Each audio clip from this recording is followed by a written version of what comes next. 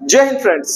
दोस्तों, share market के अंदर लगातार 3 दिनों से जबरदस्त तेजी बनी हुई है। आज भी अगर हम लोग देखें तो निफ्टी आपका यहाँ पे लगभग 103 पॉइंट की क्लोजिंग दे करके गया है, जो कि एक पॉजिटिव साइन है मार्केट के लिए। अब देखो, खबरें कौन कौन सी है इसको भी थोड़ा जानना जरूरी है, क्योंकि अगर आप खबर को नहीं जानोगे तो शेयर मार्केट में काम कैसे करोगे। कल दिन कोई बुरी खबर आ गई, मार्केट फिर गिर जाएगा, आप फिर परेशान हो जाओगे। तो इसलिए अच्छा ये है दोस्तों कि वीडियो को एंड तक देखिए और सारी चीजों को अच्छे से समझ लीजिए कि आने वाले समय में क्या निफ्टी 26,000 की तरफ जाएगा या फिर मार्केट में क्रैश की संभावना है। बाकी डिसीजन मैं आपके ऊपर छोड़ूंगा अंत में, सारी चीज को बताने के बाद। तो चलिए वीडियो को स्टार्ट करते हैं दोस्तों। उससे पहले अगर आप चैनल पर नए हैं, चैनल को सब्सक्राइब कीजिए। एक बात और, जो भी व्यक्ति शेयर मार्केट क्लास करना चाहते हैं, नीचे दिए गए नंबर पे कॉल कीजिए। आपको हमारी टीम सारी जानकारी दे देगी, बेसिक से लेकर के एडवांस तक जो आपको यहाँ पे क्लास करवाया जाएगा, उसकी प्रॉपर जानकारी आपको यहाँ पे दे दी जाएगी। अब हम लोग यहाँ पे बात कर लेते हैं दोस्तों।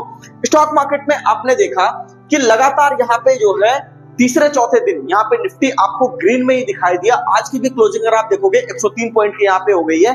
तो यहाँ पे ऐसा हुआ क्या? सबसे पहली चीज देखो, यहाँ पे एक जो खबर आ रही है वो आ रही है अमेरिका से। अब अमेरिका से क्या खबर आ रही है आपको पता है? डोनाल्ड ट्रंप साहब, मैंने पहले कहा था कि डोनाल्ड ट्रंप एक इकलौते ऐसे आदमी है जो अनसर्टेनिटी के लिए जाने जाते हैं। मतलब अचानक से उसको कुछ सपने में आएगा और वो वहां पे टैरिफ लगा देंगे, ठीक है। अचानक से मन होगा, टैरिफ हटा देंगे। तो यही कहानी उनके साथ बना हुआ रहता है। तो आज जो यहाँ पे दोस्तों हम लोग बात करने वाले हैं कि यहाँ पे हो क्या रहा है, क्योंकि उनको नोबेल प्राइज चाहिए। वो चाहते हैं कि भैया नोबेल प्राइज मेरे इस कार्यकाल में मिल जाए, तो थोड़ा सा जो है लोग मुझे ज्यादा इज्जत देंगे।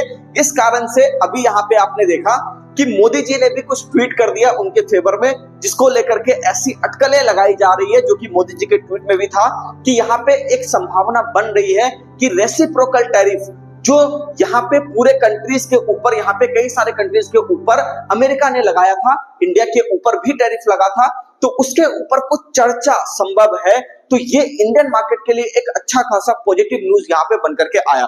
उसी कारण से दोस्तों, अगर मैं डेटा की बात करूं तो यहाँ पे फॉरेन इन्वेस्टर, अगर आप देखोगे एफआईआई की, अगर मैं यहाँ पे खरीदारी की बात करूं तो पिछले 3 दिनों से back to back stock market के अंदर ये खरीदारी करते हुए आ रहे हैं। अगर आप देखोगे तो यहाँ पे तकरीबन आपको 7 अक्टूबर से बाइंग का आंकड़ा, यानी कि 7 अक्टूबर को लगभग 1440 करोड़, ठीक है, 8 अक्टूबर को 81 करोड़, फिर उसके बाद अगर आप देखोगे तो 1308 करोड़ के आसपास की buying, back to back buying यहाँ पे हो रही है। तो ऐसा देख करके लग रहा है कि स्टॉक मार्केट में पॉजिटिविटी वापस से लौट रही है। सेक्टर्स की अगर हम लोग बात करें दोस्तों, तो आपको ध्यान में होगा मेटल सेक्टर में लगातार पिछले 4 महीने से आपको बता रहा हूं कि मेटल स्टॉक्स के अंदर तेजी आपको देखने को मिलेगी।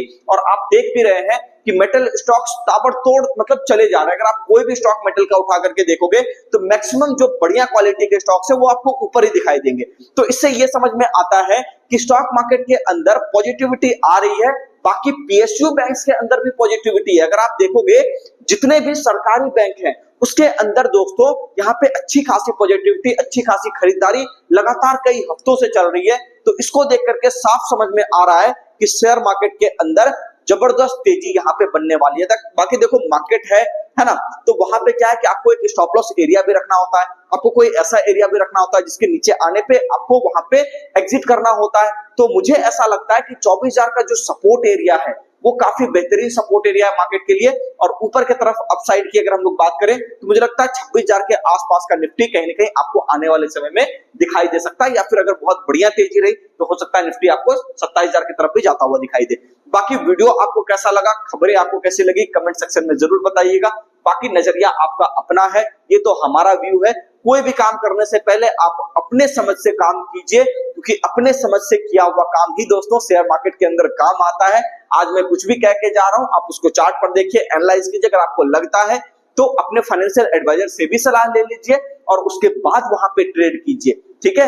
किसी के भी कहने से ट्रेड नहीं करना चाहिए, हमारे भी कहने से नहीं। ये हमारा एक व्यू था, हमने ये आपको बता दिया। बाकी मिलते हैं दोस्तों नेक्स्ट वीडियो में। धन्यवाद।